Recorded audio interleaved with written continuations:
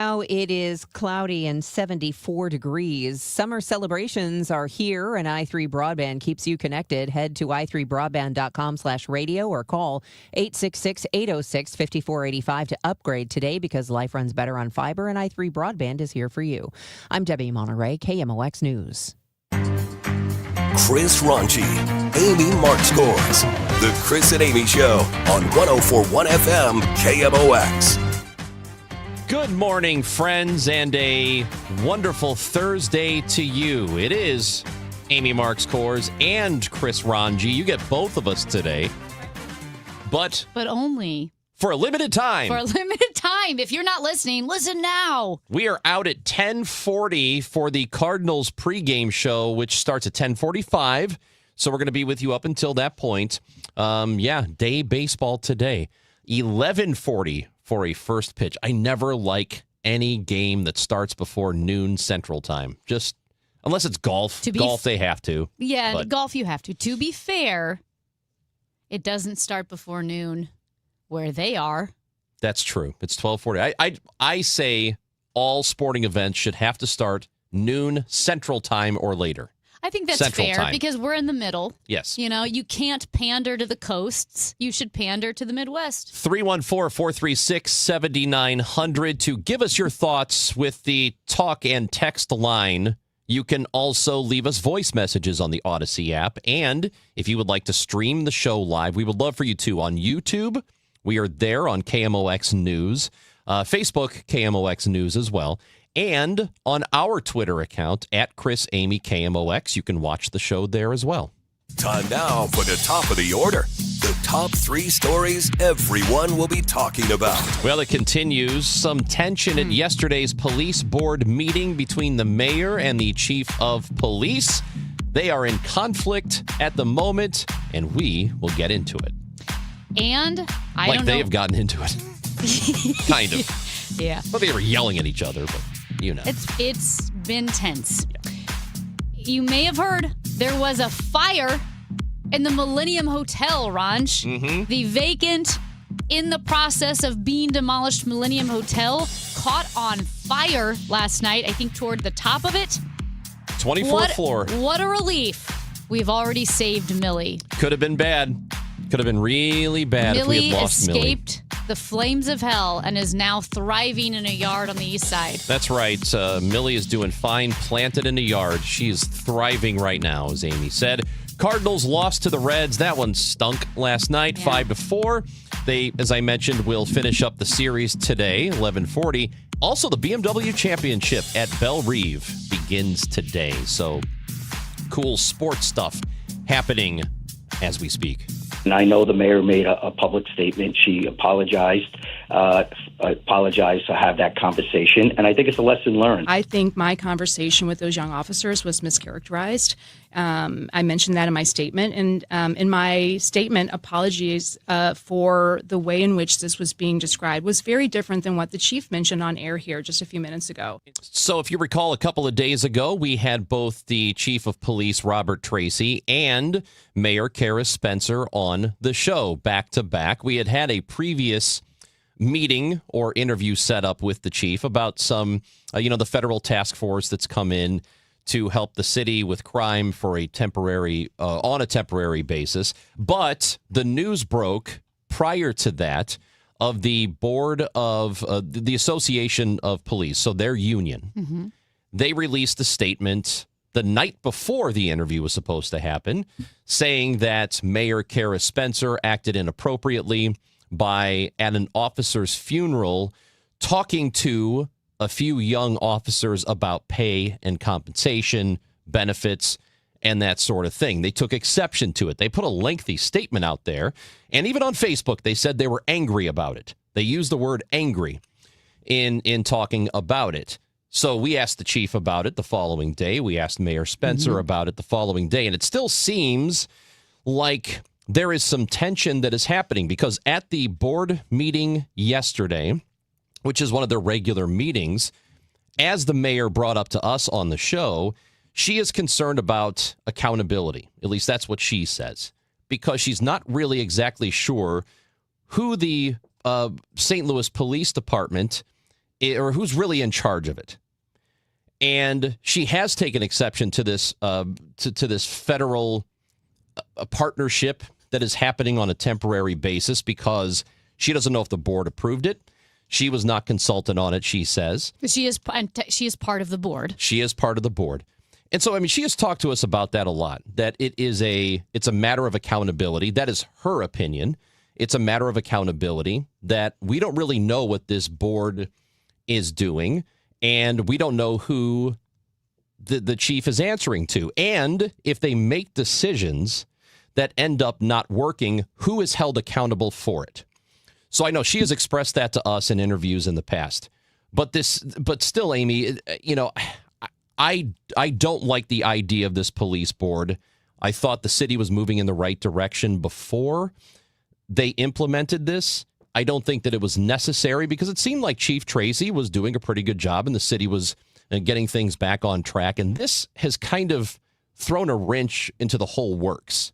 And it's done nothing but cause animosity. It's not really working right now. I don't, at least from my perspective. Yeah, you might think differently. It has been really contentious the entire time, right out of the gates. I was hoping for the best for several reasons, not the least of which I support Governor Mike Kehoe in a lot of ways, or I like Mike Kehoe, I should say, and he does have a personal connection to, an understanding of, and a passion for the city. He grew up in the city of St. Louis. That's different than previous governors that we've had. For a Republican governor, he has a good relationship with the city of St. Louis. We know that the previous mayoral administration was not friendly towards the police, did defund the police by redirecting millions of dollars of funds away from the police. I know morale dropped precipitously under the previous administration, and it was a very tough time. So how do I feel about the police board and the state takeover? To be honest, like I said, I didn't quite know, but I hoped for the best. I think on conservative principles, you tend to lean towards local government. And if the situation were reversed, if it were a red city and a blue state legislature said, we're going to take over the police, maybe a lot of people would feel differently because, again, I think conservatively, you always want to lean towards local government. But it is what it is. So I hoped for the best, and I did feel I felt optimistic, but out of the gate, it has felt very antagonistic, and it's like they're butting heads at every turn. And I can't necessarily explain why it started this way. Can something evolve into this? Absolutely. If there are interactions where the board feels like the mayor is being inappropriate and the mayor feels like the board is being inappropriate or disrespectful, a relationship can spiral out of control. But this was right out of the gate. So a couple of things. Either I don't know why that both parties went into this wanting to butt heads, or two, stuff's happening behind the scenes that we don't know.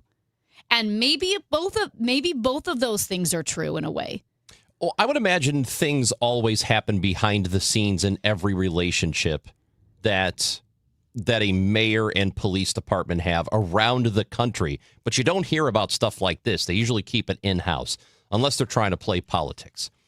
And we know that there's already tension because other than Kansas City, which has a police board as well, any major city that is within our greater region in the Midwest, the mayors have some sort of control over the police department, whether it's operational or administrative or both.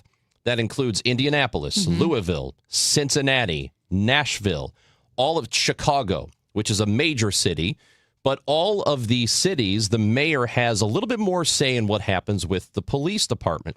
Now, as we were talking about this meeting that occurred yesterday, the mayor again expressed her concerns with what's going on. It's unclear to me who was involved in the decisions leading up to the arrangement and agreement with our federal partners.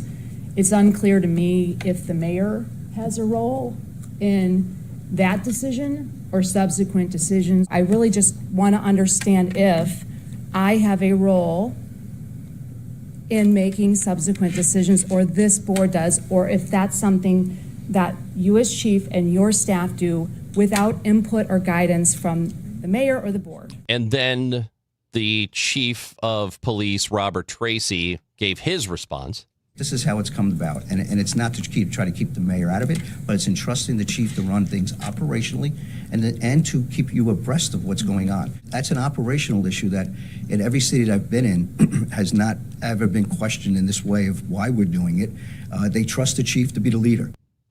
So, which I understand that argument as well, and I understand that the mayor and the police chief and many other cities have a completely different relationship because the mayor is the boss. That's not how it is here. Yeah, all the cities I just mentioned, Louisville, Cincinnati, Indianapolis, Chicago, Nashville, the mayor has some control over the police department. That is not what's happening here in St. Louis. And the mayor can, wrangle at that and say, I don't like it, but it is what it is. So even though she may not like it, it doesn't mean that she can still be the boss over the police department just because that's not the way it's set up right now. But to your point on that, there should at least be some consultation because in the end, if things don't go well, who's going to pay the price for it? The mayor. The mayor gets voted out if people don't feel like things are safe. They can't vote out the police chief. Right. And you need to have a good working relationship with city leaders and the police. And to the mayor's point, if a decision or an operation or a surge that's been coordinated by the police department doesn't go well, who gets held accountable? The police board, as she mentioned, is appointed, not elected officials. And I understand all of those concerns. Now, Chief Tracy did say that the federal agencies are always operating in this city. And this was his response, as noted as well in the St. Louis Post-Dispatch, that federal agencies are always operating in the city as a part of ongoing partnerships, and also that the federal agencies took the lead on the announcements. And Chief Tracy said that he gave Mayor Spencer and the police board a heads up before the news conference and took questions last week. So he's saying that the federal agencies took the lead on making this decision, which when we first started covering this story about the federal agency surge here in St. Louis, I also read and was under the impression that it came from the federal agencies, that they said, we're going to St. Louis. It was part of the Trump administration surge to cut down on violent crime. It sounded like an against our will kind of thing. That's the way I took it, that like they were coming and what are you going to do about it? I think it was more of, we're coming to your city, and as Police Tracy said, he's always going to take extra help, which I would think so. I mean, it was specifically on violent crime, violent gun crimes. This was not federal agents knocking on doors. This was not an ICE situation. This was specifically violent gun crimes. And Chief Tracy said, yes, we'll take the help, whether they were coming or not. And he did say he gave the mayor a heads up. So again, I don't know how much consultation went in on this, but the chief is saying, well, we did say something. Sure. I do understand her concern, though, because she's thinking if this doesn't go well, I will be the one to pay the price for it, even though I have no control over what's actually going on. I want to get more into this apology thing because I'm just confused as to why it is still happening the way it's happening. And the apology we're talking about is the apology, allegedly, that occurred because of the funeral, because of the wake, technically. It happened at the wake where the mayor spoke to a couple of police officers about compensation. And it seems like there's a disconnect about what's going on there. And we'll talk about that when we come back. 314-436-7900. Go ahead and jump in and tell us what you think. You can text into the show. You can call into the show as well. You've got the number, 314-436-7900. Chris and Amy on KMOX. Pump up the volume. Business moves fast. Pump up the volume. When you ship with USPS Ground Advantage, you can keep up with confidence. Visit USPS.com/Ground Advantage to learn more.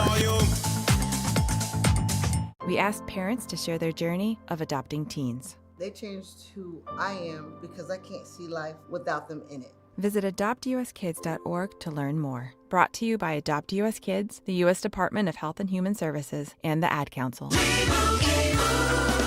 And Doug. Limu and I created a trick to help you remember that you can customize your car insurance and save with Liberty Mutual.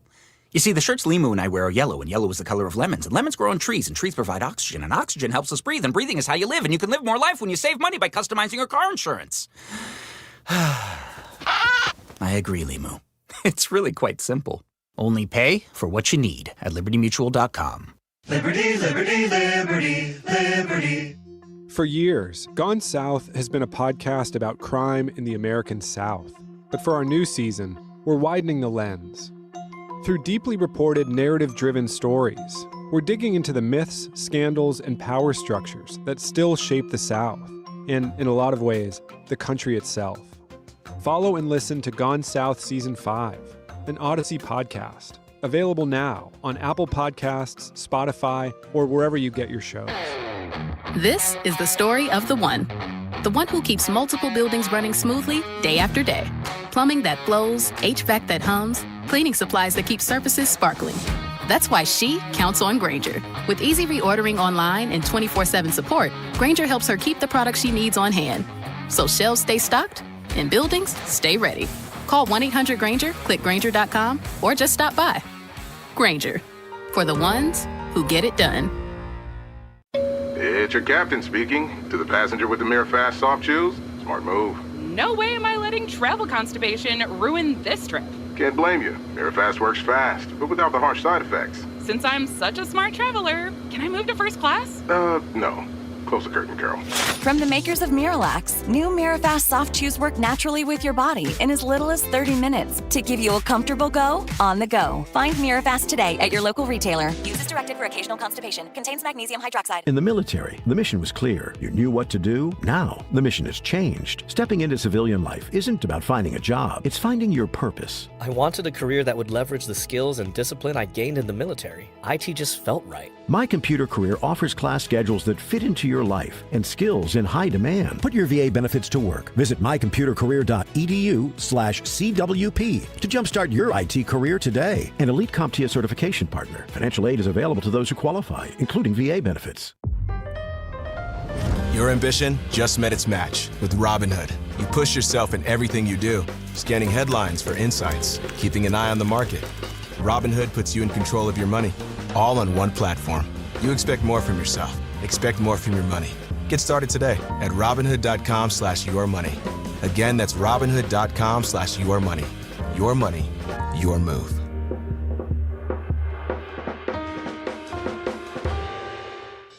Retirement. Exciting in one way, scary in others. How do you find the financial advisor that covers all the bases? Join Greg Ayler Saturdays at 1 on Fire Your Financial Advisor.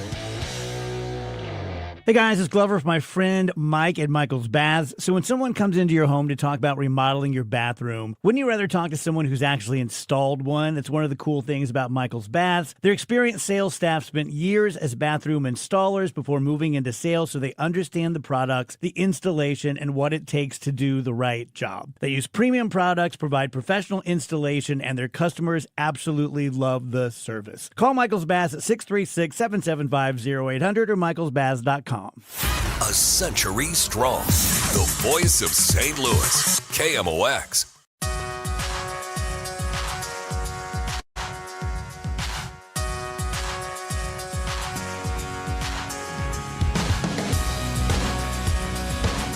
Chris and Amy on KMOX. So in talking about this board meeting that happened yesterday, the St. Louis Board of Commissioners for the Police Department, yesterday the mayor was there and was looking for a little bit of clarification, or she is just in disagreement with the police department over this federal partnership that's happening, which, by the way, is a temporary federal partnership with ATF coming in. She seems to want to have a little bit more say over it. And I know the city in general would like to have more say in what the police department does. They do not like the fact that Missouri has just implemented this board and said, now this board is in charge of you. A texter coming in, and you're welcome to chime in as well at 314-436-7900. And it says that, and I just lost the day. Oh, here we go. But at the end of the day, if something goes wrong, say with a false arrest or some other damage, civil or personal, and there is a lawsuit, it's the city that is liable and on the hook for the cost of the defense and cost of any award if it loses. So the mayor has to have some say. And I think that, I mean, I should have said that. That's a good point. The way I phrased it was, if it doesn't go well, the mayor could lose her job because people could vote her out if they don't think she's doing well on public safety. But that's another point, too, is that if something does go wrong, the board's not paying for whatever the police department does. It's going to be the city that pays for it. And then the board just says, well, better luck next time. And I think that's what the objection is. Yes. And that is, again, what the mayor brought up with elected officials who are accountable to the public and to the voters versus unelected officials. And actually, the St. Louis Post-Dispatch editorial board wrote a column that I believe was out this morning on this interview that we had here on KMOX with the chief and with the mayor. And they ended their column with her quote about, that's what democracy is elected officials being held accountable. Who is running the police right now? Who's being held accountable? That question is what the mayor has. And Amy, I understand the chief's thought process of, I would like to keep politics out of policing. That sounds good. It sounds, yeah, of course. But I don't think that's really possible. You can't, because policing in a city is politics. I don't think there's a way to really separate it. It is. Because a city has to be in charge and responsible for what the police department does. That is inherently political. And I can see how the mayor has questions about the surge of federal agents. For this, to be honest, it is not uncommon for federal agents to work with a city's police force to help cut down on very specific instances, whether it's car theft or violent crime. In this one, it's violent gun crimes. So I don't see this as anything nefarious. I mean, this is something that the police chief welcomed. And again, he did say, he told the mayor about it, that, hey, this came from the feds. They're coming in for a limited time, a 60-day surge to focus on gun crimes. I see that as an overwhelmingly good thing that can only help our city. But what we're seeing from some of the texts, which is kind of how I feel, is there's a lot of frustration about the fighting. And we have a texter who says this spat is really petty. They need to go get coffee and talk things out. This doesn't need to be played out in public. I will say there are certain elements that are petty. There are other elements that are very legit I and agree valid with you. and Yeah, pretty some of heavy. this is not petty. But, this is I real do life stuff. agree, kind of like the issue that the Police Officers Association has. If you really, truly believe the mayor was very inappropriate at that funeral, not only because it was a funeral, but also you can't talk union deals with rank and file. Yeah. You go to her. Yes. The public statement has now made this a very big story. And that was the police union doing that. They have created, and yesterday's meeting could have had some tension because of this federal partnership anyway, but you can guarantee that the union statement the other day really set things off in a way that did not need to happen. And it's made it worse. They should have kept their mouths shut, honestly. Let's talk to Bart in St. Louis with us on KMOX. Hello, Bart. Yes, sir. Hey, it's nice talking to you guys. You too. Hey, I'm a retired St. Louis police officer. I was in the 60s, 70s, and 80s. Where, Ron, you got this wrong, is the chief should run the police department. No politician, mayor should ever run the police department. They can sit on the board, but the chief has to answer to the board. If he makes a mistake or if there's a problem, they have to solve it together, but not the mayor.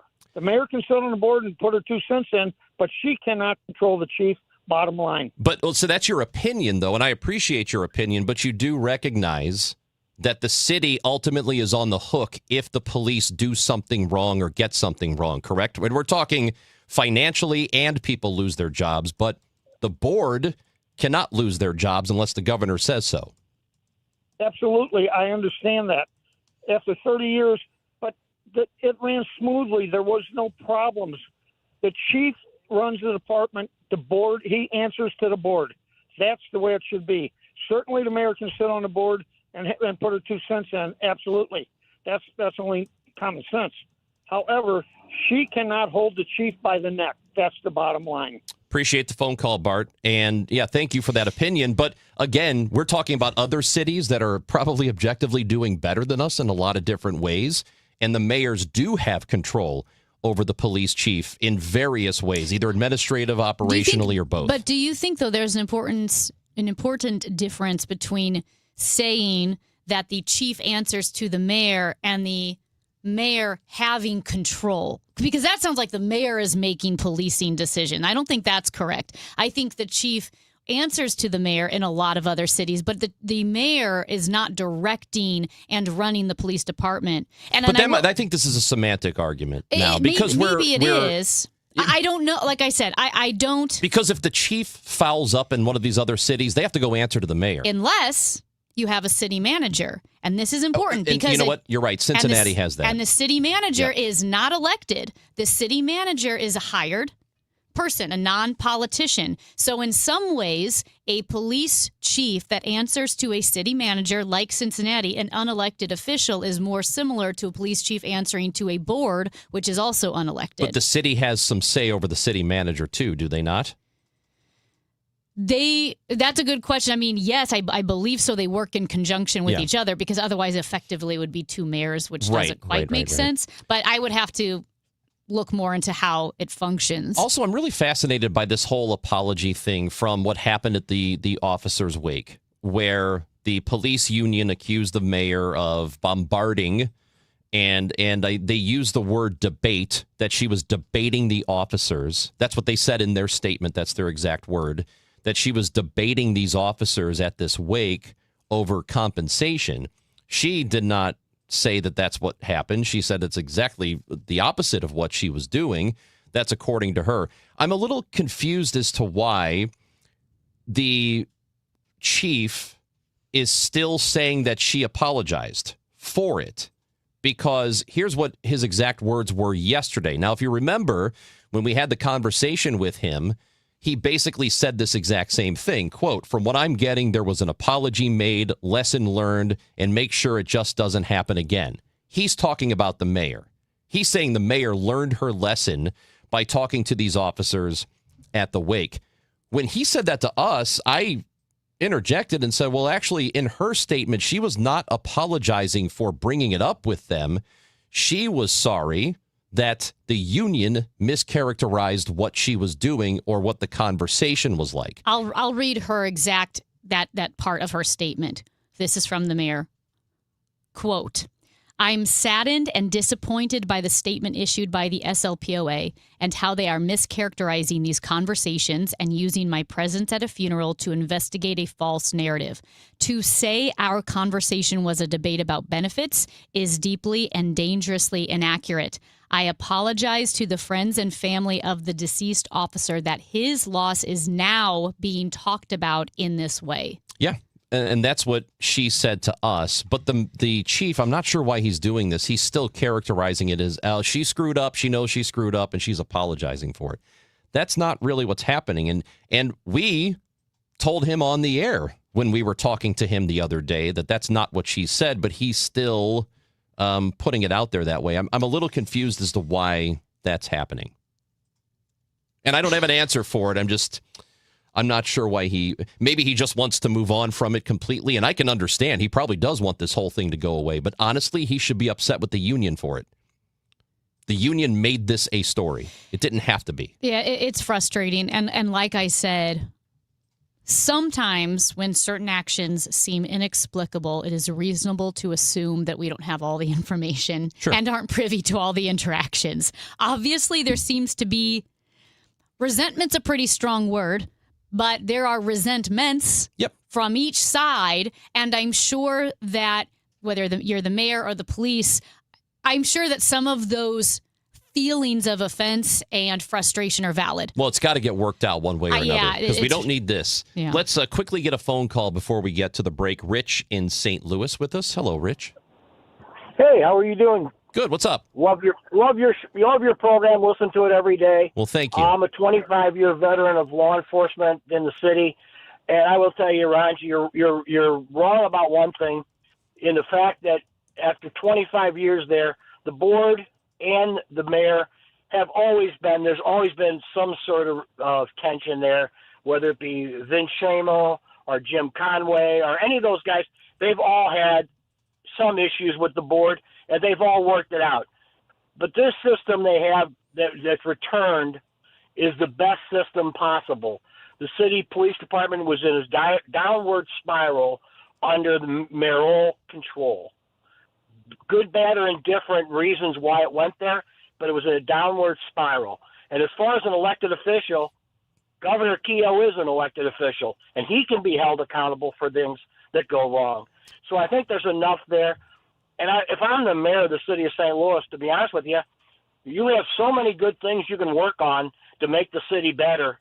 And if the police chief takes that off your hands and let him do it, that is, to me, would be one of the great things to do. One less thing to worry about. But I think personally, it looks like a lot of ego got in the way of what happened.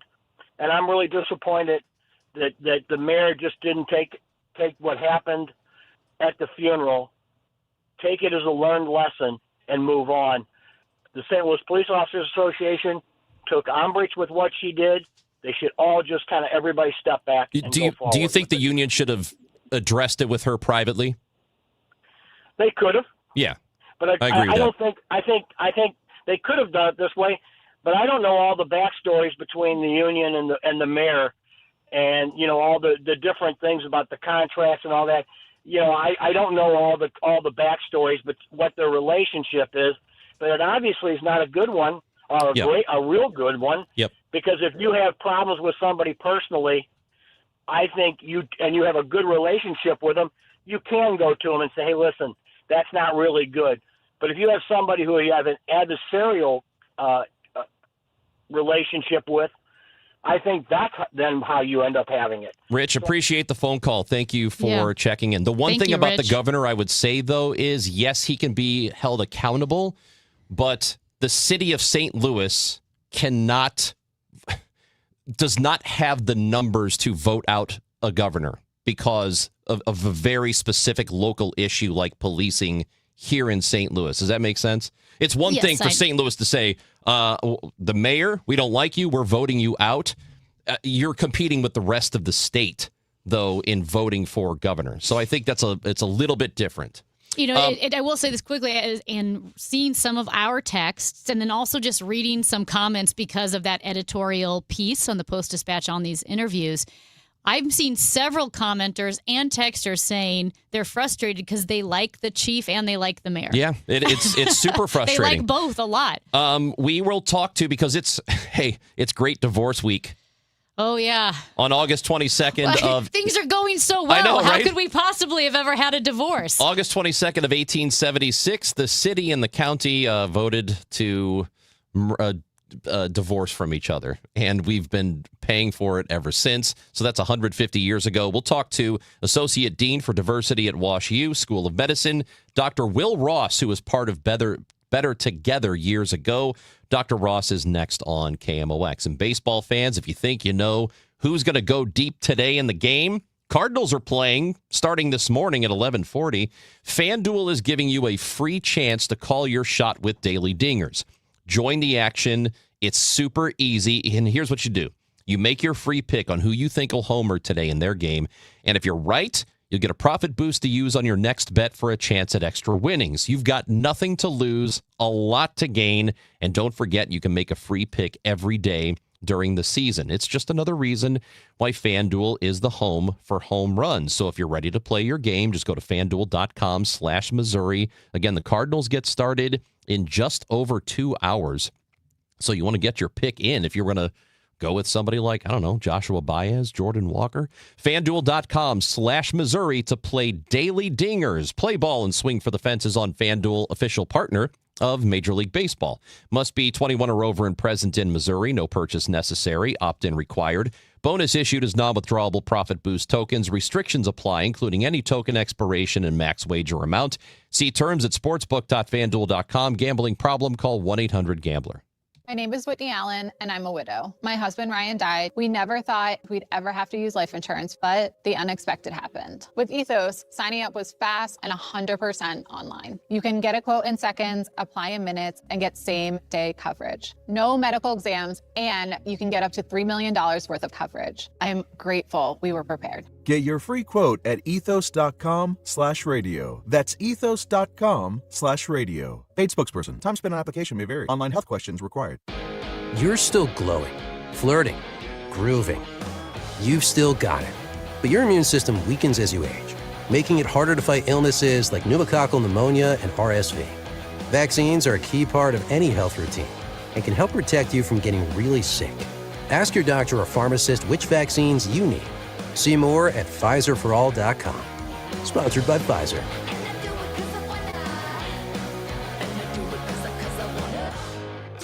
Now, KMOX weather from the Saliga Heating and Cooling Weather Desk.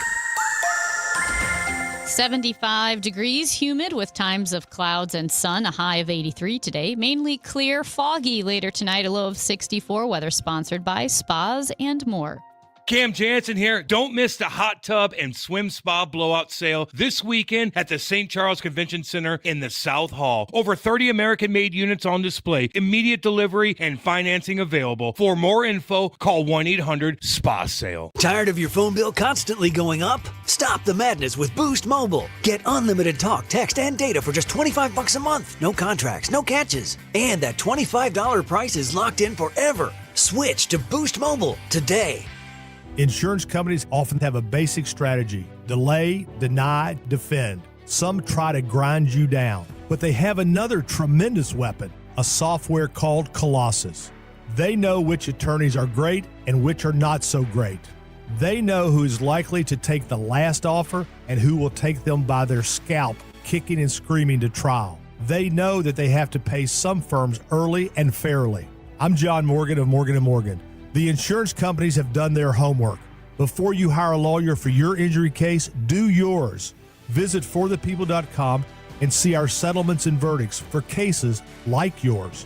We became the largest injury firm in the world for a reason. When you hire the wrong firm, you may be beat before you start.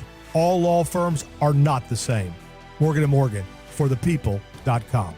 The choice of a lawyer is an important decision and should not be based solely upon advertisements. Past results afford no guarantee of future results. Every case is different and must be judged on its own merits. Today, the Cards, the Reds. Ameren Total Access 1045. First pitch 1140. Cardinals Radio.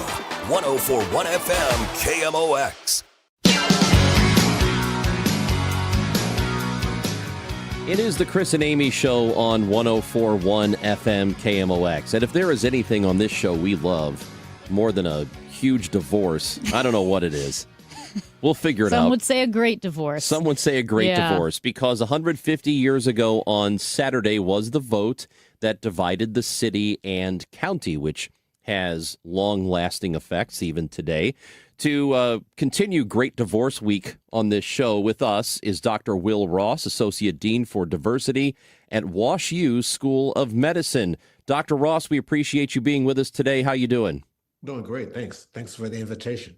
Well, thank you for being with us. And we know that you were part of the Better Together effort, which was about 7 years ago, somewhere in that range. And that is something that failed. And I know a lot of people were on board with that. And we will get to that effort in just a moment. But can you give us a general idea? And I know there's a lot to get into here with just how that vote, that decision to divide the city and county might have effects today.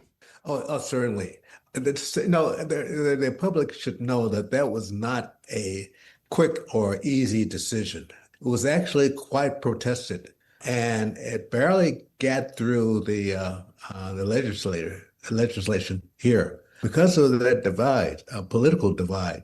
At the last minute, the vote passed, and it was an acrimonious discussion because there was a lot at risk when the city elected to divide and not endorse that the inclusion of the county.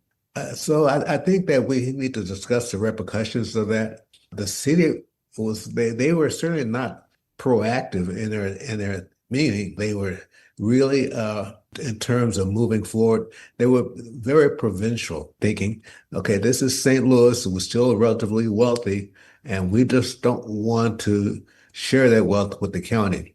I think it was more involved than that. It was something, I think we have to look back on how St. Louis, how Missouri was divided actually at the time politically, and how that would have an effect on the city and the county. Missouri was actually divided neutrally during the Civil War, theoretically neutrally, but nonetheless there was a large group of Confederate leaders who still resided in Missouri, and they were not excited about including any component of St. Louis, which was primarily a more of a union state, union group rather. And so they had a lot to do with this. So I would close. I would end there. There is a whole lot to discuss on this subject. So would you say then it's not quite a complete picture to view the Great Divorce as a class issue? Was it, the people, the wealthy city of St. Louis said, we don't want the rural bumpkins of the outskirts to be part of our group? Is that part of the motivation, but not all of the motivation? You're correct. That's not all of the motivation. I think that's a big part of it. But, we have to recognize that actually having this is now we're talking about the city and county divorce, having the city adopt the county would really mean bringing the influence of a lot of people into the city management or civic debate here in St. Louis City. That group of people included a very liberal group, African Americans and others who were much more inclined to be more involved in issues that were less conservative. And I should leave it at that. Dr. Will Ross is with us, Associate Dean for Diversity at Wash U School of Medicine here in St. Louis. So economically, how are we affected today by this? Economically, we are faring poorly. And again, I'll just be really candid here. Should we have actually continued as a region, city and county together, we would actually have a remarkable tax base. We would actually be able to leverage grants, funds, national grants, and others, and we would fare better economically as a consequence compared to cities that had a more regional governance, Louisville, Nashville, to name a couple. They moved forward with their regional governance. Particularly in Nashville, they fared quite well with their approach. And I think that we missed out on a lot economically here in St. Louis. And we're still dealing with the economic fallout from that divorce. You mentioned the economic fallout. Do you think that we're also dealing with racial fallout in the sense that the Great Divorce ended up deepening any racial divides that were already in this area? Yes, and so I wouldn't put the racial issue at the top of voters' minds, but it clearly was one of the main movers of the divorce. And the issue was, it still is today, the county is reluctant to embrace the city because they're concerned that the vote is much more progressive than the county. And they are concerned about the political consequences of having the city involved in regional management. And we have to really step back and ask, what are the drivers in this decision? And what are the drivers that really preclude a more conversation, a more stable and forward-thinking conversation. I wanted to get this one question in because we're running out of time here, but you were, as I mentioned, part of the Better Together effort. If we were going to do that again, what would have to be different about it this time around? We would have to have a more cohesive group of people who are actually involved. So the problem that we had was the fracturing of the group who were involved in the discussion. There is an opportunity to get a more diverse group of people, to use a previous group of freeholders who could leverage their voice in this discussion. So that would be a wise decision to have a wider discussion. Dr. Will Ross, Associate Dean for Diversity at Washington University School of Medicine here in St. Louis. We appreciate your time. Thank you for being with us today. Oh, my pleasure. That is Dr. Will Ross on the show. It is Chris and Amy. We continue in just a moment with Did You See This on KMOX. It's time for a $98 AC tune-up. When it comes to your health, exceptional care matters. At St. Luke's, nationally recognized physicians, advanced technology, and compassionate care come together to provide an exceptional healthcare experience close to home. St. Luke's is nationally recognized for excellence across multiple specialties, including being named number 3 in the nation for cardiovascular care. Because when you need expert care, you shouldn't have to travel far to find it. St. Luke's, exceptional care, nationally recognized, right here at home. Learn more at stlukes-stl.com. Tom's Garage Doors, Tom's Garage Doors. When it comes to garage doors, no one knows more. Hi, I'm Tommy Mello, CEO of Don's Garage Doors. Garage doors have an amazing sense of timing. They break when you're already late for work, trying to get the kids to school, or heading out for vacation. That's why we offer same-day service. Call by 10 a.m. for same-day service, or schedule the day that works best for you. If we can't make it happen, you get $300 towards your repair or replacement. Call Don's Garage Doors. When it comes to garage doors, no one knows more. James Beard award-winning chef Kevin Nashin announces The Clydesdale, a Clark Avenue Tavern at Ballpark Village, opening August 27th. KMOX is excited for this highly anticipated American tavern, rooted in familiar favorites, elevated through refined technique and premium ingredients. Reservations for The Clydesdale are now open. Book your table and experience a fresh take on tavern dining on one of the most iconic streets in Major League Baseball. For details and reservations, visit stlballparkvillage.com. This is the story of the one. As a maintenance engineer at a beverage manufacturing plant, he starts his day knowing every line is ready to run because Grainger delivers the industrial-grade products he needs to keep mixers, conveyors, and packaging equipment moving. With Grainger's vast selection of bearings, belts, and motors, he keeps operations running smoothly, so nothing grinds to a halt. Call 1-800-GRAINGER, click Grainger.com, or just stop by. Grainger, for the ones who get it done.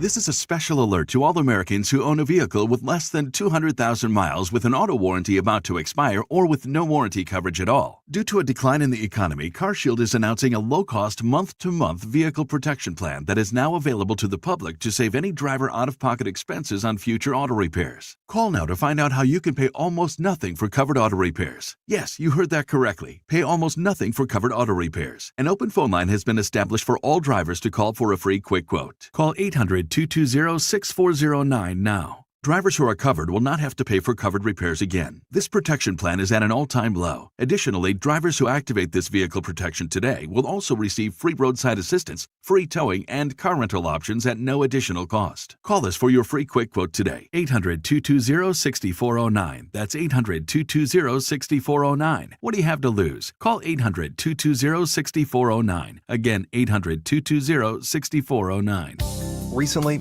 our company softball team lost the big game by 1 run. Then Dale tried to console us with the quote, "Winning isn't everything." Dale's a loser. I play to win, like early payout from Bet365. If my team goes up big, I get paid out instantly, even if they blow the lead later. Sound familiar, Dale? Bet365. Winning is everything. Gambling problem? Call 1-800-GAMBLER. 21 plus only. Must be physically located in Missouri. T&Cs apply. In-app only. I don't know if you guys know this, but I'm in the air conditioning business. I don't advertise that much. I was leaving a customer's home and I was out in Illinois, and as I was driving away, my fan for my air conditioner went out. I had to cross back over into St. Louis where there was bridge construction, so massive rush hour, backed up traffic. windows down, sweating. I had to take it straight to the dealership to drop it off because there's no way I can function, much less work, without air conditioning in my truck. And I'm the same way in my house, and every homeowner, not every homeowner, but most homeowners are the exact same way. So if you're experiencing difficulties with your air conditioner, meaning you have none, call me, Bart Inman, and it's one easy number, Missouri and Illinois, 314-293-2600. Again, Bart Inman, 314-293-2600, Missouri and Illinois. Call me. God bless. The Chris and Amy Show is video streaming now on KMOX's YouTube, X, and Facebook pages. Click and subscribe. Now, did you see this? With Chris and Amy. Well, you can see this if you are watching on the YouTube, but Ranj, you know, our little Victorian child of a producer that we have? Yeah. And how he can't why is he Victorian? eat peanuts. Because he's frail. He's constantly can't eat peanuts. Okay. He can't drink coffee. Of course I can. Well, guess what he can eat? Raw fish in the studio. Yeah, see, he's having raw fish right now. At least he didn't cook it. Sushi. All right. Anyway. Sure. You brought up to me Walmart drone delivery. Yes. You were talking about that. Yeah, Walmart is looking to have drone delivery in certain. They're examining it right now. Kirkwood, Maplewood. I think St. Charles is an area too. Well, Amazon already has drone delivery, and if you happen to partake, it might go a little something like this.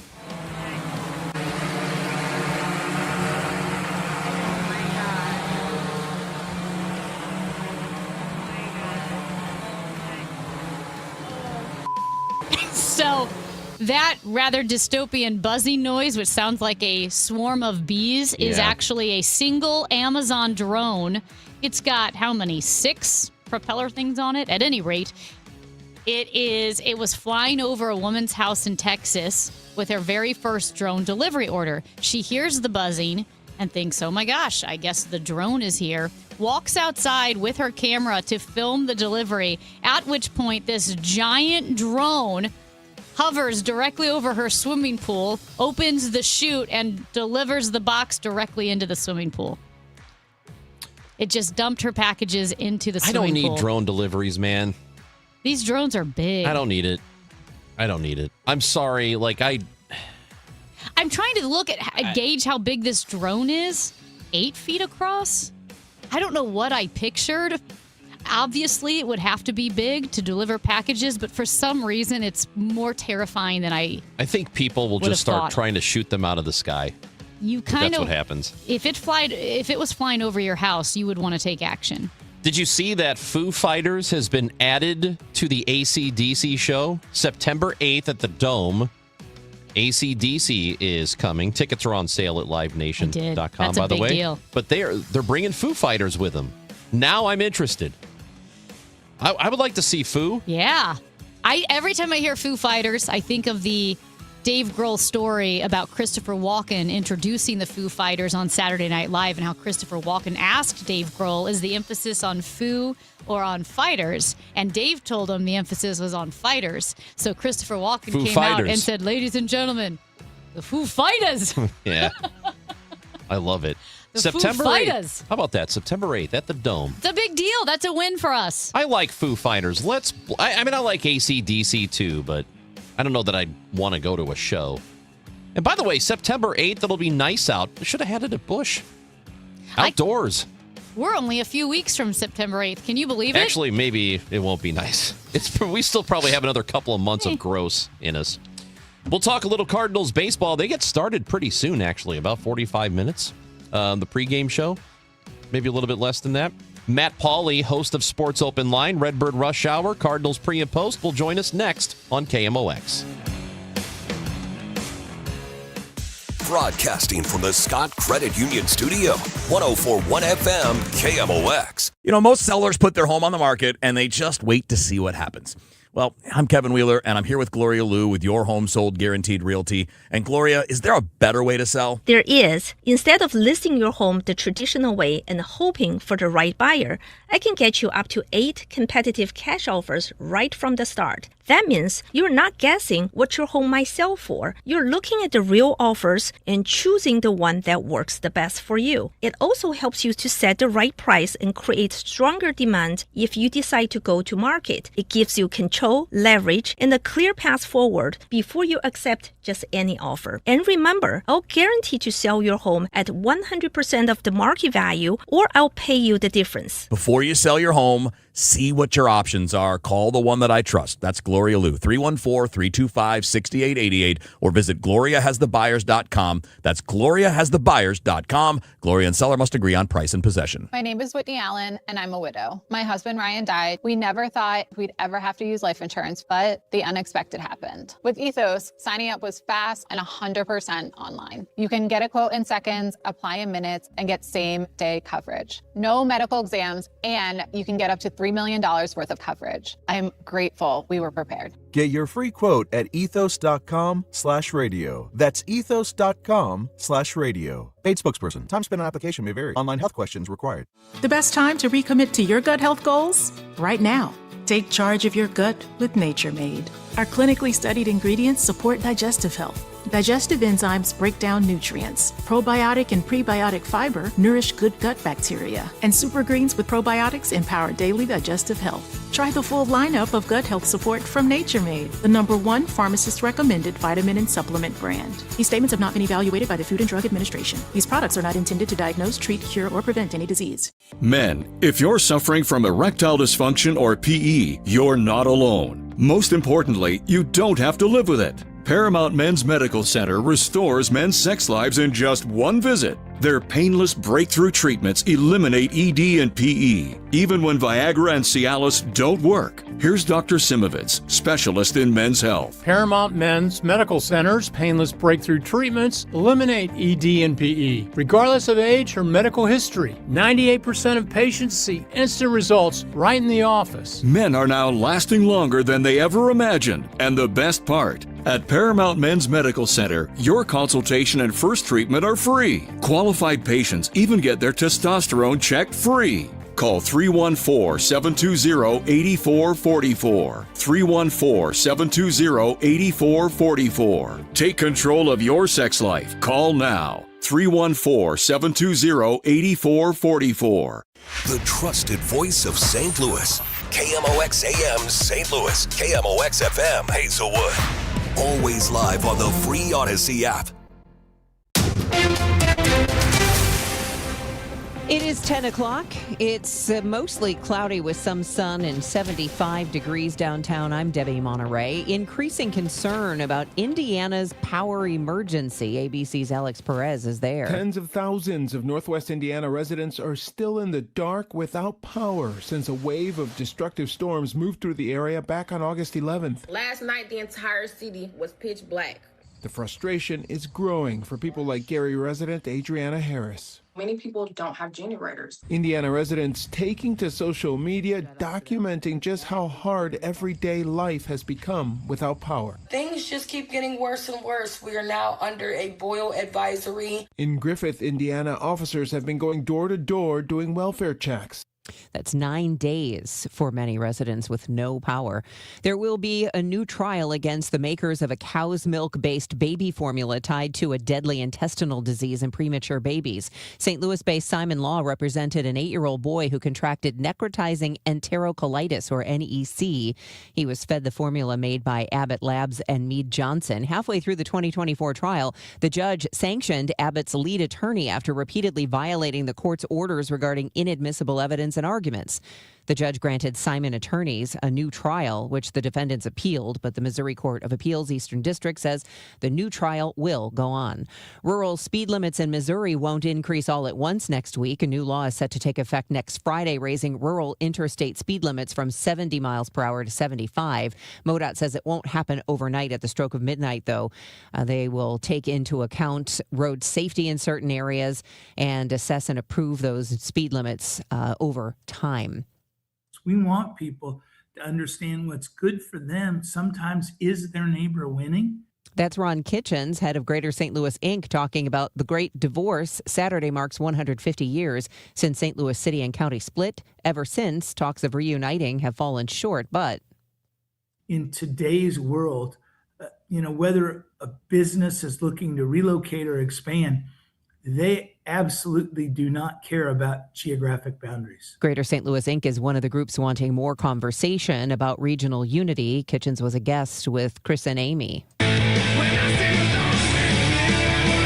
The Foo Fighters are coming to St. Louis next month. The band will open for AC/DC at the Dome at America Center on September 8th. They're filling in for the Pretty Reckless, known for their leader, singer Taylor Momsen, who played Cindy Lou Who in How the Grinch Stole Christmas. She is a St. Louis native. They were supposed to open for AC/DC. This will be the Foo Fighters' singular open for AC/DC. Going to be humid throughout this afternoon with intervals of clouds and sunshine. Not a particularly warm day, though, for this time of year. High of 83. Tonight, a mainly clear night, low 66. Intervals of clouds and sun tomorrow, high 87. From the Saliga Heating and Cooling Weather Desk, I'm AccuWeather Brian Thompson on 104.1 FM, KMOX. It's mostly cloudy, 75 degrees in downtown St. Louis. I'm Debbie Monterey, KMOX News. Weather sponsored by Renner Garage Door, forward and back, RENNER. Giddy up! Cardinal Cowboy here. Summer heat can put your garage door to the test. Stay ahead of the game with a Renner Garage Door Summer Tune-Up. Plus, score a free repair or replacement quote and $100 off a new garage door. Forward and back. RENNER. Chris Raunchy, Amy Mark scores because life is too short for boring radio. 104.1 FM, KMOX. The pitch. Wynn taps it up the third base line. Pagan gets to it. He throws, and Wynn is just out, and this ball game has come to an end. The Cardinals left Pagan in a spot where he could give up the tying run, but he got the pitch, made the play on the tapper up the third base line, leaving Fermin at third, and the Reds have evened the series at 2 games apiece, coming back to beat the Cardinals 5-4 tonight. Yo, Paulie! Paulie's a great name. Yo, Paulie! What'd you do for Paulie? Anything? Me, Paulie! I was responsible! Paulie, we're here because of you. Cardinals did have an opportunity late in the game in the 9th inning with the tying run at third to keep it going, but they were unable to do it. They take the loss in Cincinnati, and they'll have an opportunity today to actually win this series, which ends up being a 5-game series. So we are exactly 40 minutes away from the pregame show, right? 40 minutes away from Cardinals pregame. First pitch at 11:40 as they wrap things up today in Ohio. Time to go to the Quiver River Electric guest line.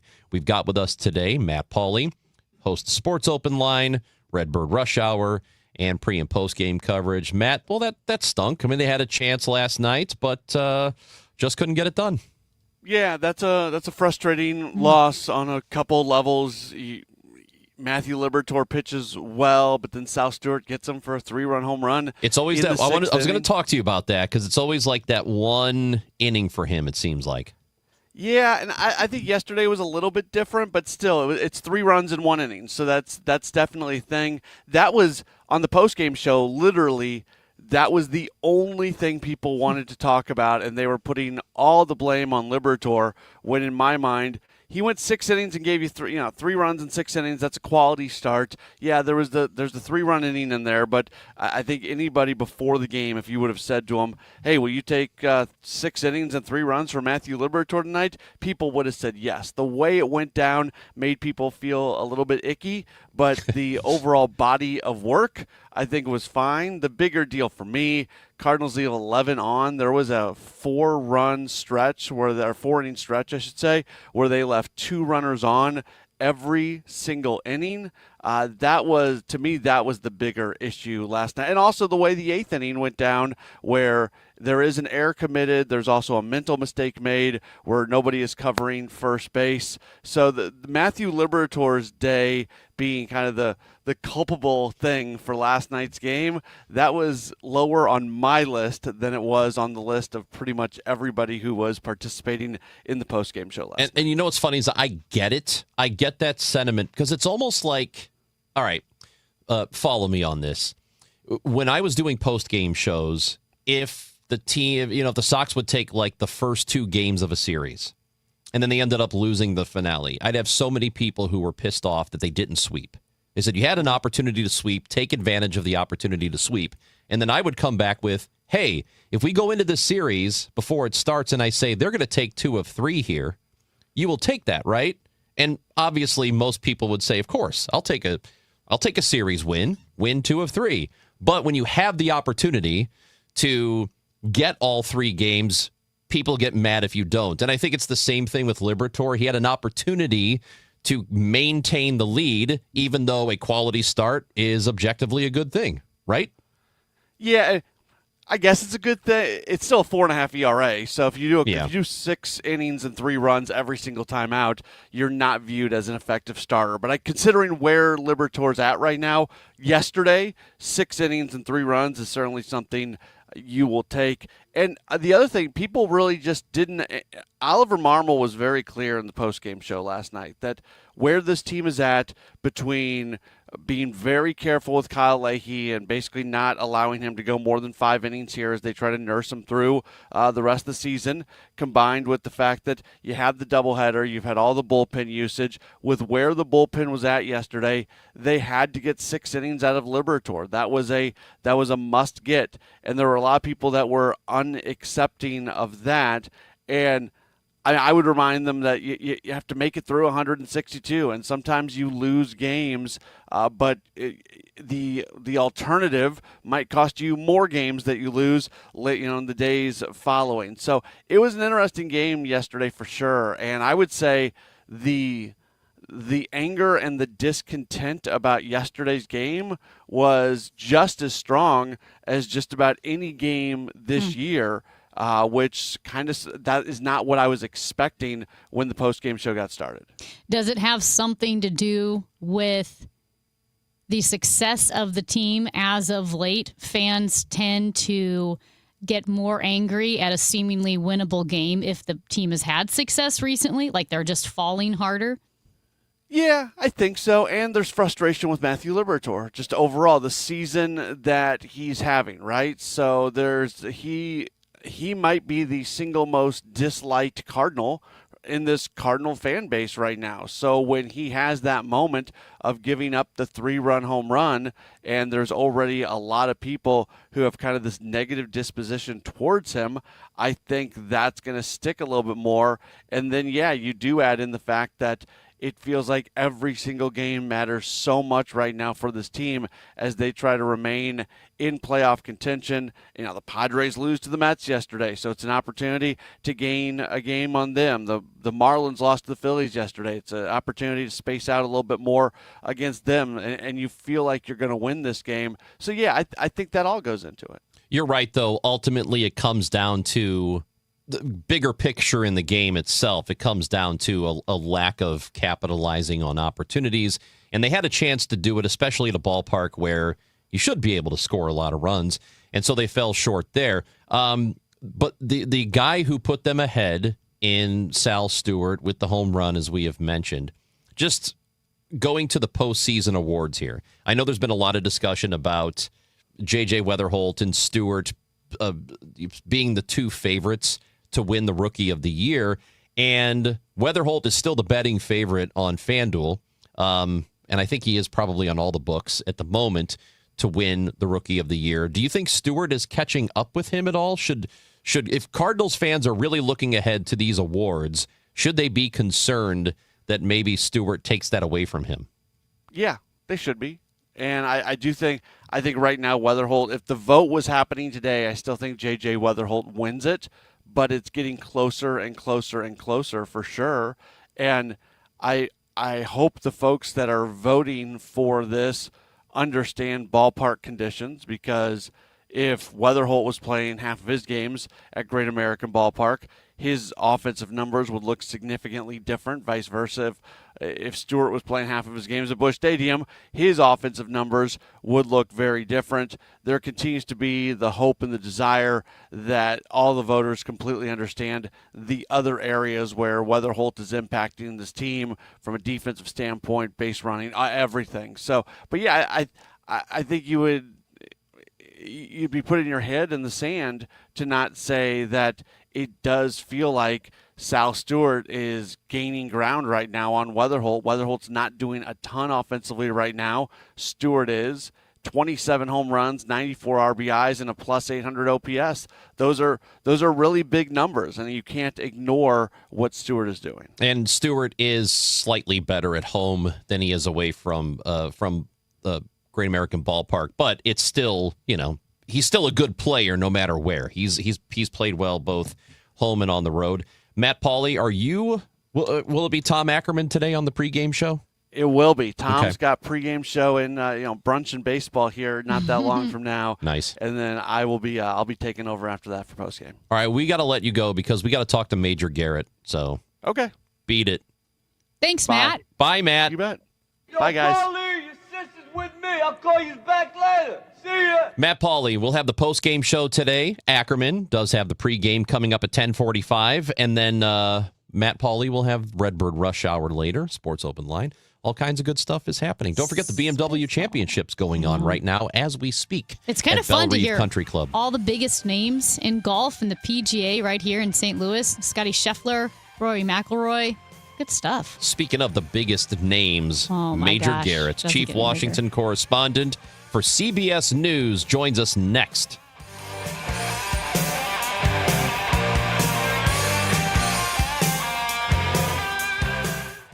Right now, inflation is squeezing your budget. Global events are shaking markets overnight, and if you're close to retirement, you don't get unlimited do-overs. This isn't the time to just hope it works out. That's why Steve Auld and the All Financial Group are hosting a complimentary educational seminar on August 27th and September 1st at Twisted Tree. Find out if your retirement strategy can survive today's economy, rising costs, market volatility, political uncertainty, and the questions most people avoid, like could you outlive your money? When should you file for Social Security? Is your 401k carrying too much risk? This event is complimentary and you must qualify to attend. Call 636-230-8824 or visit yourmoneymattersstl.com. Investment advisory products and services made available through Impact Partnership Wealth, LLC, a registered investment advisor. Neither the firm nor its agents or representatives may give tax or legal advice. Individuals should consult with a qualified professional for guidance before making any purchasing decisions. All Financial Group is not affiliated with or endorsed by the U.S. government or any governmental agency. This is the story of the one who keeps multiple buildings running smoothly day after day. Plumbing that flows, HVAC that hums, cleaning supplies that keep surfaces sparkling. That's why she counts on Grainger. With easy reordering online and 24/7 support, Grainger helps her keep the products she needs on hand. So shelves stay stocked and buildings stay ready. Call 1-800-GRAINGER, click Grainger.com, or just stop by. Grainger, for the ones who get it done. Straight Talk Wireless presents Pickup Truck Wisdom. Trust is earned. That's why I've stuck with Straight Talk. Same price since 2009 on Verizon's 5G network. Cause shoot, anyone can make a promise. Keeping it for years, that means something. Now plans starting at $25 a month with 4 lines. Find us at straighttalk.com and Walmart. Straight Talk Wireless. Straightforward. Always. Same price claim applies only to the base monthly price of our $45 plan from October 2009 to present. Hey guys, Cam Jansen here. Don't miss a hot tub and swim spa blowout sale this Friday, Saturday, and Sunday at the St. Charles Convention Center in the South Hall. Choose from over 30 American-made units on display. See hot tubs, swim spas, and cold tubs all ready for immediate delivery. Save up to 50% off MSRP. Financing is available. For more information, call 1-800-SPA-SALE. That's 1-800-SPA-SALE. Recently, our company softball team lost the big game by 1 run. Then Dale tried to console us with the quote, "Winning isn't everything." Dale's a loser. I play to win, like early payout from Bet365. If my team goes up big, I get paid out instantly, even if they blow the lead later. Sound familiar, Dale? Bet365. Winning is everything. Gambling problem? Call 1-800-GAMBLER. 21 plus only. Must be physically located in Missouri. T&Cs apply. In-app only. Nothing makes a gathering great like Eggland's Best Eggs. They're just so delicious with better nutrition, too. For us, it's eggs any style, as long as they're the best. Eggland's Best. Better taste, better nutrition, better eggs. 100 years of service and still at your service. KMOX. It's Major News with Major Garrett our weekly conversation with CBS's chief Washington correspondent. His book is called The Big Truth, Upholding Democracy in the Age of the Big Lie, and his show is called The Takeout. It is on CBS News 24/7. You can watch or listen to that show, and we are joined by Major Garrett this morning, who joins us on the Quiver River Electric guest line. Good morning, Major. Good morning. Happy Thursday. Hey, we're having a great Thursday, but it kind of sounds like Eric Swalwell, former representative, is not having a good Thursday. He was confronted at an airport by the FBI, and then they raided his home, part of a sexual assault allegation against him. What do we know about it? So the first encounter was Saturday at an airport in San Francisco, probably San Francisco International. And then Sunday, his residence was searched. So it's being disclosed now, several days later. So I would say this has probably been a pretty brutal week for Eric Swalwell in what has been a pretty brutal year. It's worth reminding ourselves that for kind of precious few weeks, at least in his political career, he was the front runner to be the Democratic nominee and eventual governor of California. Then came the disclosures of several women about behavior that was exploitive, harassing, and in some allegations, potentially criminal. And support for his campaign vanished. He dropped out, left Congress. There was just a special election earlier this week to fill that vacancy in Congress. And now he's got the FBI hot on his trail. No charges have yet come from this. They may or may not. But this indicates the FBI thinks there's at least enough to scrutinize in terms of physical evidence in his house and digitized evidence on his phone and other digital devices to see if there are potential criminal prosecutions. So it's a bad situation. Major, meanwhile, looking toward potential auditions for 2028, a couple of names have filtered to the top. AOC doing well in potential polls for a Democratic nominee for president, even though it's very early. And she's tended to have a bit more moderate stances regarding woke 1.0 and woke 2.0. And then you also have Jon Ossoff, who's making a lot of headlines and had a very viral speech. Of course, the senator from Georgia. Do you see Ossoff and Ocasio-Cortez as potential runners in 2028?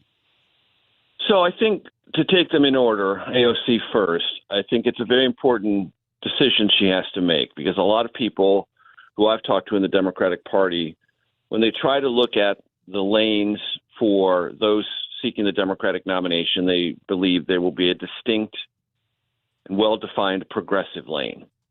And they really consider her the first entrant in or out, meaning if she's in, a lot of other potential progressives probably won't run. And if she doesn't run, chooses instead to run for the Senate in New York, then others will jump in. I think the one exception to that is Ro Khanna of California. I think he's in either way. But if AOC decides to run and seek the Democratic nomination for president, that's going to discourage a lot of other progressives from doing it, because she has very high name recognition. She can raise a lot of money, very large donor base of small dollar donors in the Democratic Party. The thinking among Democrats who I've spoken to about this recently is they tend to believe, and everyone is just tea leaf reading here, that she is more likely to run for the Senate in New York and get more experience at the federal level and sit out the 2028 campaign.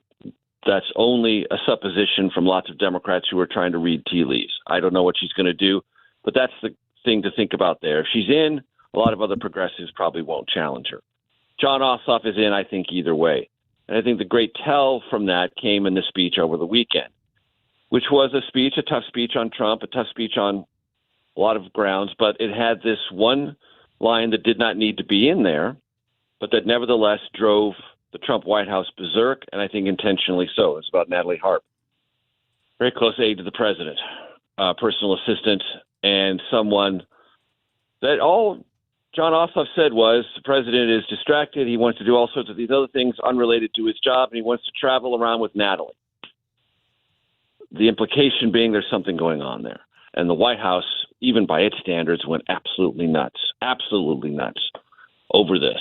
And they've been sort of batting this back and forth for the last 3 or 4 days. Now, I've talked to plenty of Republicans outraged about this. Plenty of Democrats are like, finally someone in our party is hitting Trump right in the face like he always hits us. I think that's a tell that Ossoff is trying to say, yes, I'm not only going to win my reelection in Georgia, which is a formidable political accomplishment by itself, but I'm going to start showing you that I can check this box of brass knuckle fighter against Republicans generally and Trump specifically. That appears to me to be a play to get more attention, more interest focused on him as a potential 2028 Democratic candidate.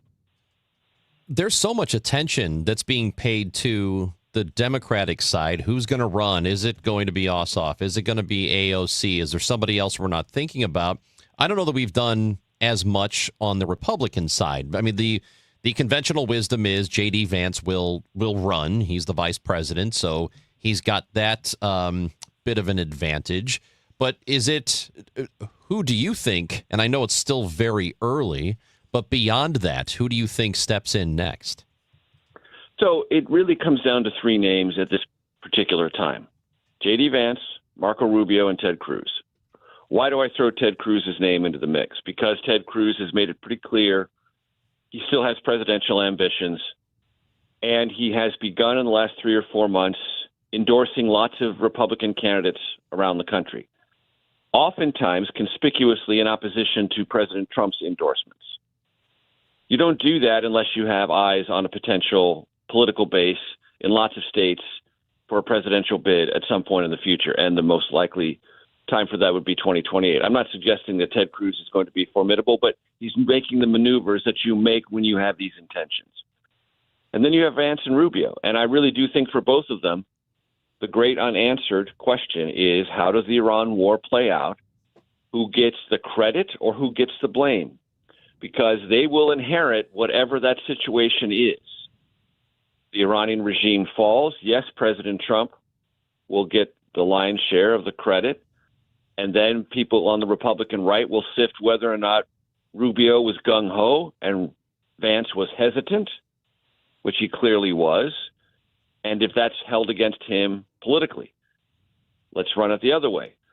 Let's think the stalemate continues, and it continues to destabilize the region, and it is blamed for substantial losses in the midterm elections for Republicans.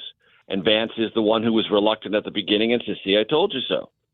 And maybe there's some buyer's remorse over the Iran war come the time Republicans are thinking about a successor to Trump. Perhaps Vance is better positioned. I really do think for both of them, Rubio and Vance, the central issue as yet unresolved is the outcome of the Iran war. Major, I would love to get your opinion on this. It's really just a fact, less than it is a question. But in January of 2017, when Barack Obama left office, the national debt was $19.95 trillion. Now, after Donald Trump, Joe Biden, Donald Trump again, and Congress under both parties, it is $40 trillion. Yeah, it's a fact. And there is some tendency, which I often get sort of queasy about in the media.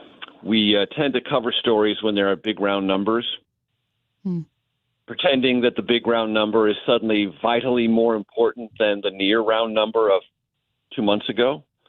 So I would argue that the national debt has been a predominant economic issue of concern for the better part of 2 years, when it was 38 trillion, when it was 39 trillion. Anything above 35 trillion, I think, has been a real concern for a lot of reasons. Now it's 40, and it's a big round number, and so the media is completely fixated on it. It has been for the last 36 hours. It was a big deal when it was 39.5 trillion. There is in Washington, sadly, almost no energized thought, politically or otherwise, on taming the national debt or the deficits that feed it. There just isn't. The Trump White House has no interest in it. And when Democrats are talking about Medicare for all, whether you're a Democratic Socialist or just a progressive Democrat or a centrist Democrat that's being pulled in that direction by the activist nature of the party, that is a very expensive proposition, wildly expensive, that no Democrat has explained how you're going to pay for it. So if that's a big idea on the left, Medicare for all, and the Republicans continue to move in the direction of tax cuts, as many of them as they can think of, and no one wants to restrain Medicare spending. Yes, there's some work on the fraud side, but that's not nearly enough to structurally change the payout system of Medicare or Medicaid. Yes, there's some eligibility things, but that's also nibbling at the margins. No one is talking about making sure that Social Security remains solvent when it is due to hit that insolvency point in 6.5 years. You have a kind of fiscal indifference that creates for you what you just described, Amy, $40 trillion after 3 administrations and different parties in control of the White House and Congress. And my sense of it is there's no energy in Washington to tame this or even talk about it. So we're just going to continue to hurtle forward until something really bad happens. And I don't know when that is. I do know when I first came to Washington in the 1990s, people were terribly afraid of national debt levels of 5 trillion, 10 trillion, 14 trillion. And then they discovered no bad things happened. Eventually, some bad things are going to happen. When, I don't know, but we're heading in that direction. Lastly, Major, what is behind what's been going on with the president and South Korea and North Korea? He's been, I would say, complimentary of Kim Jong-un lately. and I don't want to say antagonistic towards South Korea, but less friendly. What exactly is happening there? So I think you have to put this under the umbrella of generalized Iran war frustration and the president realizing now that even as he talks, as he did this morning on social media, about ratcheting up the economic pressure on Iran, he still has all the U.S. forces, 50 to 60,000 Marines and Navy personnel, on full war footing throughout the Mediterranean and the Middle East. That's a massive allocation of resources. He's pulled the USS George Washington out of Asia, moving it there. It just got on station in the Middle East. It will relieve the USS Abraham Lincoln. But that's a massive allocation of forces and an intensity that is drawing down our ability to handle issues elsewhere. And I think that's frustrating the president. So he thinks back to these joint military exercises. He says, well, I guess we pay for more of them than the South Koreans do. Well, we're the larger military. We have larger economic issues throughout the region. We probably should, but the president doesn't like to admit that. He knows that Kim Jong-un is complimentary of him and essentially wants to say, I'm still angry with our allies in the region, meaning the Pacific, and I like to fall back on the decent relationships I have with dictators who run a slave state, which Kim Jong-un does in North Korea. Why the president wants to do that and have a summit with him, I don't know. What we do know is after all this buttering up in public that sort of seemingly came out of nowhere, which is your question, and I don't have a good answer for, Ranj, what did the North Koreans do? They fired more ballistic missiles. That's not exactly a response in kind that is helpful in the region or that tells the world that Kim Jong-un respects for Donald Trump very much. So I don't get it. I'm very perplexed by it. I just know it rattles the Japanese, it rattles the South Koreans, and like the Iran war writ large, it does nothing but please China. Major Garrett, I don't know what we'd do without you on Thursdays, but we have to go. We got to find lots of other options, but I do appreciate the time. None is good. No. I love him. I love Major Garrett. Major, you are the sunshine in our lives. One quick note. On the Takeout tonight, we celebrate our 300th show. Oh, fantastic. Now, 300 is not a particularly huge number, but it is to me. It's an important number for me, and I looked it up. That's more shows than MASH. Wow. That's more shows than Blue Bloods. That's more shows than Big Bang Theory. That's more shows than The X-Files. Okay? So that's really impressive. On the show tonight, I'm going to wear my Takeout T-shirt. My whole crew's going to have a Takeout T-shirt on. We're going to have streamers, and we're going to have a lot of fun because I'm psyched up about 300 shows. I love it. But Major, just to be fair, to me, 299 was just as important. That's right. Like the national Amy. debt. Well played, Amy. Very good. Well played. Also, I hate to leave it like this, but where are our T-shirts? Yeah. You know, that's a good question. Didn't even think about it. I think I may fix that in the very near All right. future. I think I may fix that. Very good. Thanks, Major Garrett. Congratulations and thank All right. you. See you guys. All right. Bye-bye. Major Garrett, watch The Takeout or listen to The Takeout on CBS News 24/7. Show number 300 tonight. That is Chief Washington correspondent for CBS News, Major Garrett. He is the absolute best, and he's with us every Thursday, usually at 10:30, but we got Cardinals baseball coming up on KMOX.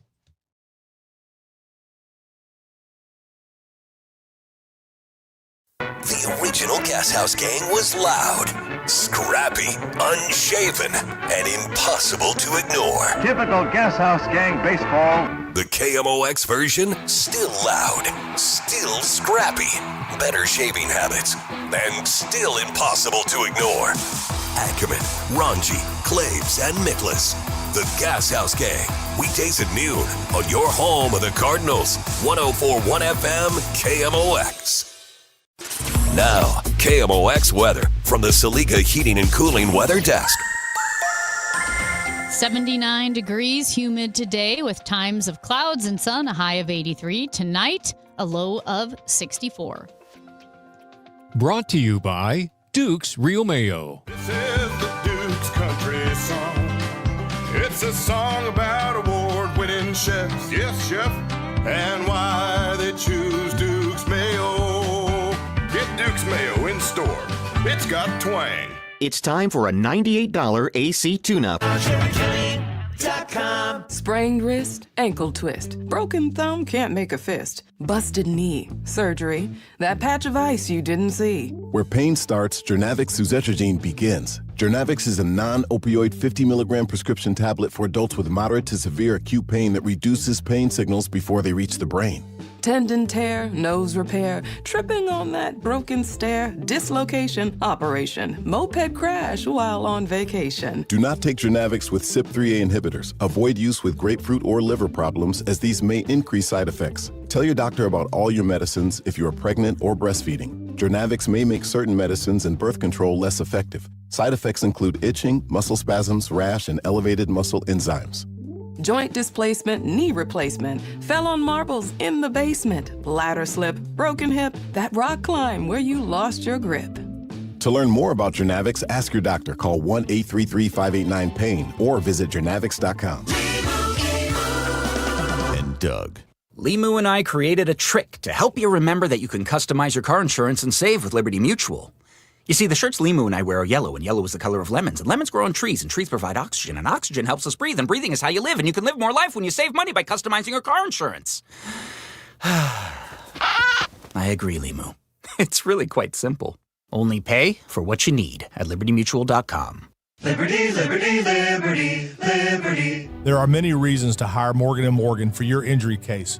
Here's reason 17. In today's new world, many law firms have had money injected into their firms by Wall Street, private equity, and other lenders.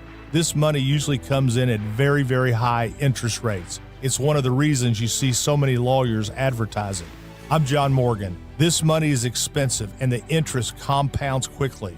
These law firms can have a huge need for cash just to pay that debt. Why does it matter to you? My fear is your case is settled early and for far less than it's worth, just to service the loan that has mafia-like rates. Our financial strength is your advantage. That plus our reputation makes our firm your firm. Visit forthepeople.com to see our results and verdicts. Morgan & Morgan, forthepeople.com. The choice of a lawyer is an important decision and should not be based solely upon advertisements. Past results afford no guarantee of future results. Every case is different and must be judged on its own merits.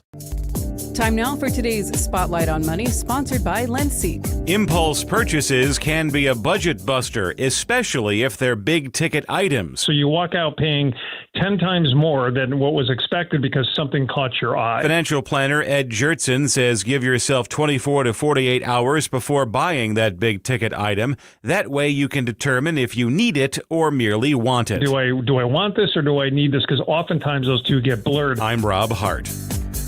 At LendSeek, we know running a business takes heart, hustle, and sometimes a little help. That's why we stand with you with our exclusive AI lending platform, connecting you to over 100 funders. If you've been in business for at least 2 years with a minimum annual revenue of $500,000, you can get up to $1 million in funding in as fast as 24 hours. No collateral, no prepayment penalties, no red tape. Apply today with no cost or obligation at lendseek.com. That's LENDSEEK.com. This is the Gas House Gang from KMOX. Bernie Nicholas and the Gas House Gang, today at noon on America's Sports Voice, KMOX. Wake up, coffee, camo, climb tree, wet line. Boy, this song isn't the dumbest. So I have to And be if you clear. like it, okay, good. Here's but the this thing. song, come on. I actually love country music. And not only do I like it, it's You don't love it. You never talk about it. You never I sing do. it. You're always singing some other BS. But I will say this: it's like older country, and it's like Chris Stapleton or Lucas Nelson, Red Clay Strays, which I know is a little bit of bluegrass. But I do like country music. I like the older Patsy Cline. Ever heard of her? Okay. She's Yeah, incredible. But Luke Bryan is not my style, and But I mean, country music. It's all the good things in life, and it's a slower life, which is what I like. But Luke Bryan, There is something Luke slow Bryan about is it. kind of the worst. Luke Bryan is the worst. Most of the Not stuff today. most of it. Most of the stuff today. Ella Langley is good. Most of the stuff She's today from Texas. is, as an old caller to my old station used to say, hot garbage. No. Yep. Just it Luke is Bryan. so bad. Okay, can you play that again? I mean, he's not even trying. I think this is AI. This is most country music. No, it's not. Yes, it is. That song is what most country music sounds like. Golf drink. The song is called Fish, Hunt, Golf, Drink. Well, That it's is 'cause what he's using most all the country keywords. music today sounds like. You agree, not Chris Stapleton. No. But he's not. What about that's George not the, Strait? George Strait's good. He's been around a long time. Yeah. I'm talking like the newer stuff. That's it. It all sounds like Luke Bryan. Hot garbage. You know who better not be hot garbage today? The Cardinals. That's right. Yeah, they got to win this. They better. I swear, if they don't win today, I am going to lose it. Michael McGreevy's starting, though, so I feel pretty good it's about gonna that. be good. Cardinals wrap up the series against the Reds. The first pitch at 11:40. The pregame show is coming up in minutes. We thank you for listening. Go back and get the podcasts. Odyssey app, iHeart app, wherever you get your podcasts. I'll be there for you. And we'll be back tomorrow at 9 with Hancock and Kelly on 104.1 FM. KMOX, here comes Cardinals baseball. Rawlings, the mark of a pro, is a leading global brand in premium baseball and softball equipment. Founded in 1887 in St. Louis, Rawlings' unparalleled quality, innovative engineering,